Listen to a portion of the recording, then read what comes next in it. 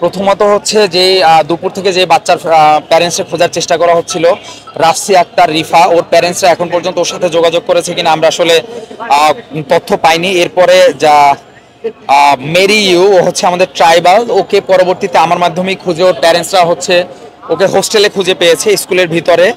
এবং আরেকটা হচ্ছে সাবিহা জাহান, ওর এখন সাইবা জাহান, ওর প্যারেন্টসদেরকে এখন পর্যন্ত আমরা খুঁজে পাইনি। এরপরে বাকি হচ্ছে শামীম ইউসুফ 14, মাহিন 15, আবিদ 17, রাফি বড়ুয়া 21, সায়েম 12, সায়েম ইউসুফ 14, মুনতাহা 11, নাফি ওর বয়স জানা যায়নি, মেহেরিন 12 বছর বয়স, আয়মান 10, জায়না 13, ইমন 17, রোহান 14, আবিদ 9, আশরাফ বয়স জানা যায়নি, ইউসা 11, পায়েল 12, আলবেরা 10, তাসমিয়া 15, মাহিয়া বয়স জানা যায়নি, অয়ন 14, ফায়াজ 14, মাসুমা বয়স জানা যায়নি, মান্তাহা 14, শামীম, জাকির, নিলয় এবং সামিয়া, এদের বয়স জানা যায়নি।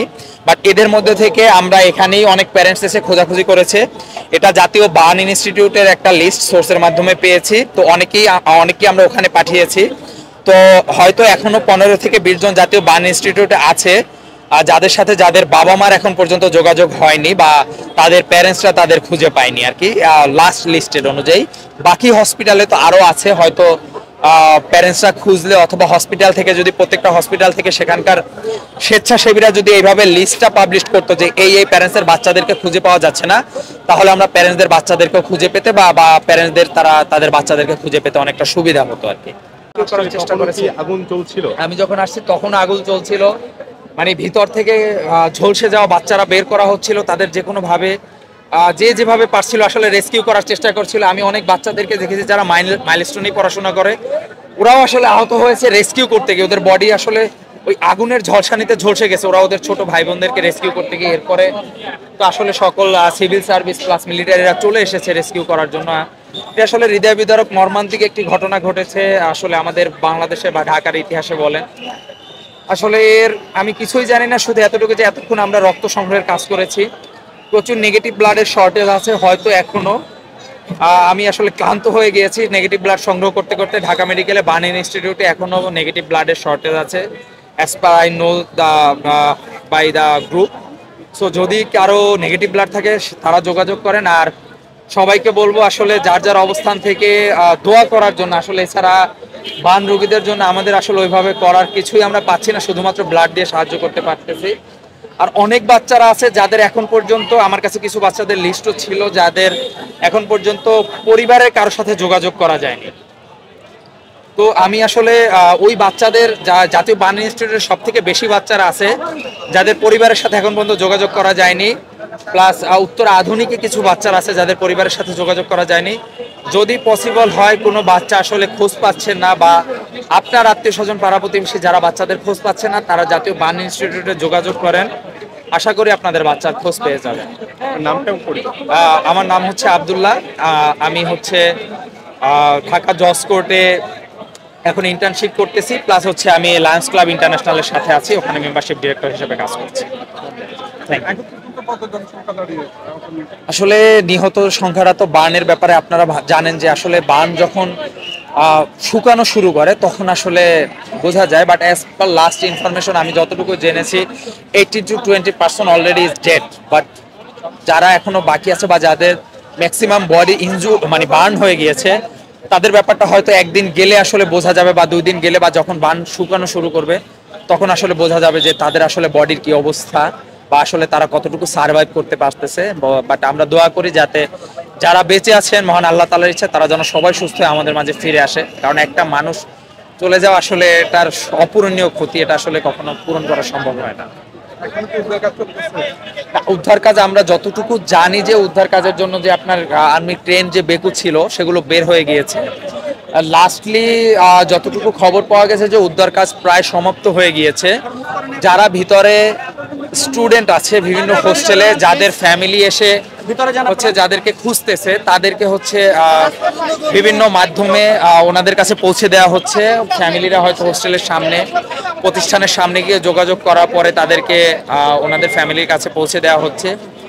আমার সাথে কিছু ফ্যামিলি যোগাযোগ করেছেন, ওই যে আমার কাছে যে লিস্টটি আছে সেই লিস্টটির মাধ্যমে আমি ওনাদেরকে খুঁজে পেতে সহায়তা করেছি।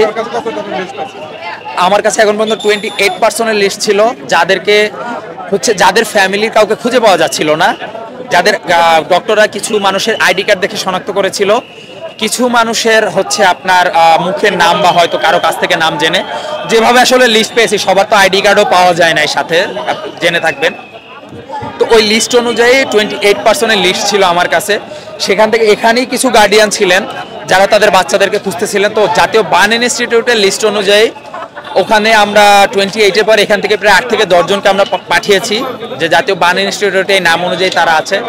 এখনো হয়তো 15-20% যাদের হচ্ছে ফ্যামিলির সাথে এখন পর্যন্ত কোনোভাবেই যোগাযোগ করা যায়নি, বা তারা তাদের প্যারেন্টসরা তাদের বাচ্চাদেরকে এখন পর্যন্ত খুঁজে পায়নি। ভালো হয়েছে বা দ্রুত হয়েছে। ঘটনা যেটা মর্মান্তিক ঘটনা সেটা তো ঘটেছে, আর আমরা গার্জিয়ানদেরকেও সর্বাত্মক হেল্প করছি সমস্ত তথ্য দিয়ে। আমরা ইতিমধ্যে জানতে পেরেছি আমাদের সিএমএসে আমাদের একটা তুরাগ থানার একটা আমাদের ইন্সপেক্টর তদন্তের নেতৃত্বে একটা টিম কাজ করছে, যে আমরা এখন পর্যন্ত 15টি ডেড বডি পেয়েছি, তার মধ্যে 8টি ডেড বডি আমাদের আইডেন্টিফাই হয়েছে, তাদের সুরুথাল নেওয়া করা হচ্ছে। পরে আমরা 8টির মধ্যে প্রায় 8টি তাদের পরিবাররা যারা আইডেন্টিফাই করেছে তাদের হাতে দিয়ে দেওয়া হয়েছে। ভাই, আপনি তো একটু আগে ভিতর থেকে বের হয়েছেন, ভিতরে এখন কি অবস্থা? ভিতরে এখন তো উদ্ধার কাজ প্রায় শেষ পর্যায়ে। বাংলাদেশ এয়ারফোর্সের সদস্যগণ কালকে ফাইনাল এটার সমাপ্তি ঘোষণা করবেন সকালে। আমাদের সিআইডির টিম ওখানে কাজ করছে, আমাদেরও পুলিশের এক প্লাটুন ফোর্স ওখানে আছে ভেতরে নিরাপত্তার জন্য, বাইরে এক প্লাটুন আছে, এখানে 2 প্লাটুন আছে, আরও 40 জন ফোর্স আমাদের রয়েছে। আমাদের 6টি থানার সকল ফোর্স ও অফিসার আমি এই কাজে আজকে ডিপ্লয় করেছি। তো সব কিছু মিলিয়ে আমাদের আমি মনে করি আপনারাও সহযোগিতা করেছেন এবং খুবই সুশৃঙ্খলভাবে উদ্ধার কাজটা সম্পন্ন হতে যাচ্ছে। আর কতক্ষণ লাগবে সেরকম যে যাদেরকে রেস্কিউ করা হয়েছে তাদের পরবর্তীতেও অনেককে বিকেলের দিকে নাকি শরীরের খণ্ডিত অংশ পেয়েছে কিংবা এরকম বলছেন অনেকে, আপনারা যারা পরিদর্শন করেছেন তাদের বক্তব্যটা একটু জানতে চাচ্ছি। না, আমরা এই ধরনের কোনো কিছু পাইনি, আমরা বডি পেয়েছি, যারা বডিগুলোই আমরা রেস্কিউ করেছি এবং তারা হসপিটালে যারা আহত রয়েছে তারা হসপিটালে সুচিকিৎসা হয়েছে।